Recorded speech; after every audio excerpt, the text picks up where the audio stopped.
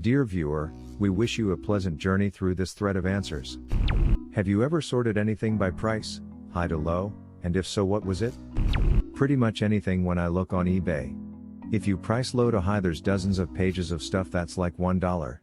If you sort high to low, it doesn't take long to sort through the really expensive stuff, and then you get to the stuff you want quicker.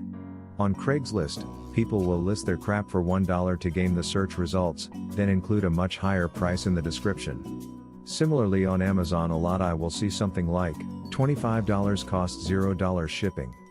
$5 cost $20 shipping. Houses. Just to see what I can't afford. I once found an actual castle for sale some 20 kilometers from where I live by doing that. Still cheaper than an apartment in NYC or some such. This is Luxembourg.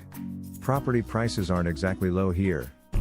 Musical instruments, because if you sort low to high, you have to get through pages of accessories and cases and stuff before you find the actual instrument.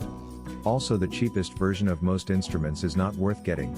Second-hand pipe organs are unusual in that they're either priced in the thousands, or a few pennies. Depends how much help the seller wants to give you in relocating the thing, as well as condition, of course. Half of them are private owners who want to sell them for what they paid, the other half are builders clearing out a church who just want it gone with as little fuss as possible. BRB, gonna try to convince the wife we have space for a pipe organ. I was looking for a new blender and saw one for $500. I was convinced they couldn't get more expensive than that and wanted to check, who the hell is willing to spend over $2,000 on a freaking blender? Look at this link. For a real good laugh at someone paying like $700 and beyond for a Sharpie, clothespin, tin cup, etc., a sterling silver Gren house for $275,000? In what world is this an everyday object? I'm in the early stages of house hunting. I'll set my upper price limit, then sort high to low. Otherwise, the first 3 pages of results are full of investment opportunities, which is code for the previous owner hasn't done any upkeep since 1962, and we can't figure out where that smell is coming from. A great home that just needs a little love at an incredible price. Must see. Recorders on Amazon. The top result had a 1-star review saying it sounds like fart on this freaking 1000 wood recorder. Good recorders are so ducking expensive. Especially if you play alt or bass. And even if you play it good, everyone laughs at you for playing a children's instrument.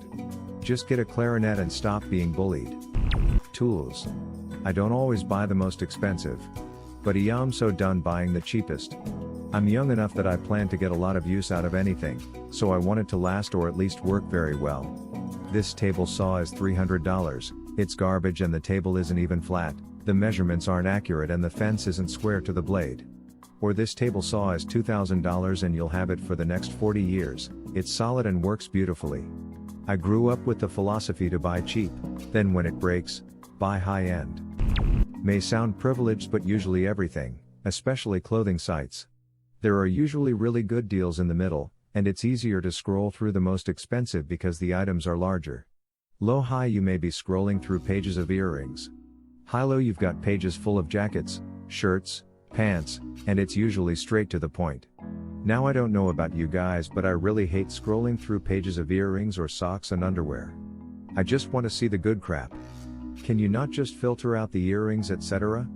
Or, just click on the jackets tab? Used cars. Top-of-the-range versions of cars are very rare where I'm from, so it makes it easier to find the higher trim levels, sports models when looking for a specific make and model. And I'm talking about sub-10K cars here, not supercars. Same. Usually I'll set up the filter to show me all the cars under $20,000, then sort high to low and look at what's available in budget. I almost always do.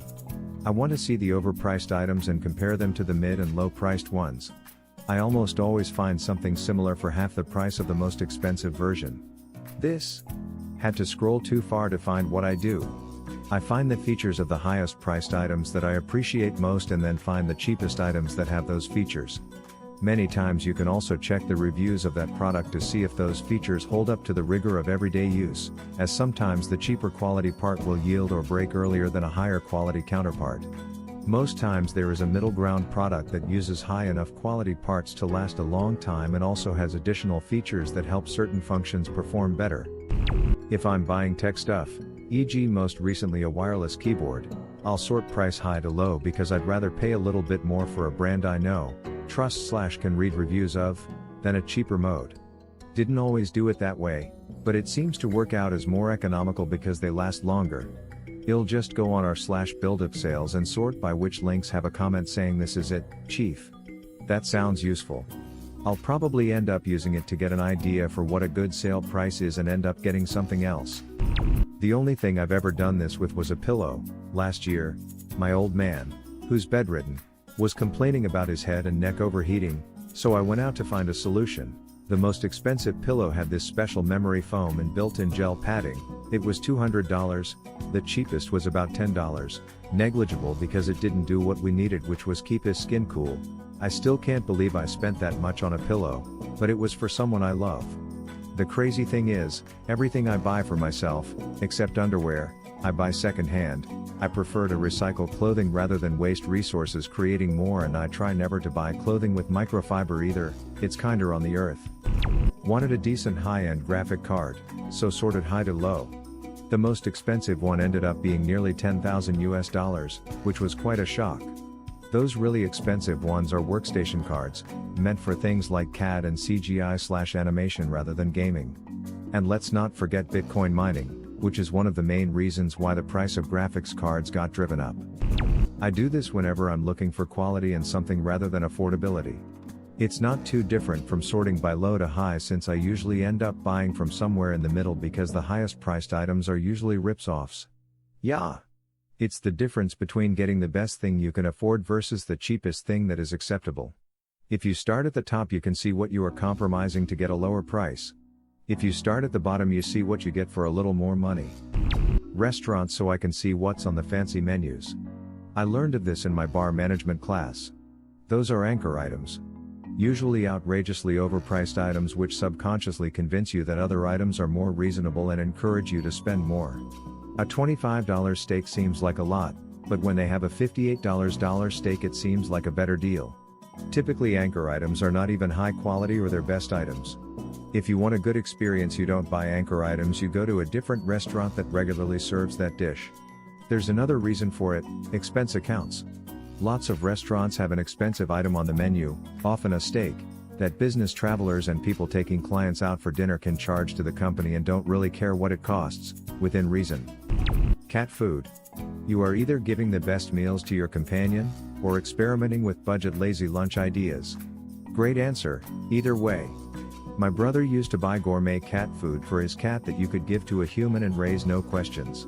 It was slices of beef, with peas and carrots, in gravy, and it genuinely looked good. Scotch. My sweet spot is around 150 Canadian dollars, but it's fun to check out the 75,000 Canadian dollars bottles. I have a Japanese whiskey I bought for $300 as a splurge, and the next time I looked it up, the same bottle had just sold at auction for $12,000. Weirdly, it didn't taste any better than it did at $300. What would have been your answer or question? Leave it in the comments below. Slap that like and subscribe button for more, and check out the link in the video description for even more answers. Peace out, and catch you in the next video.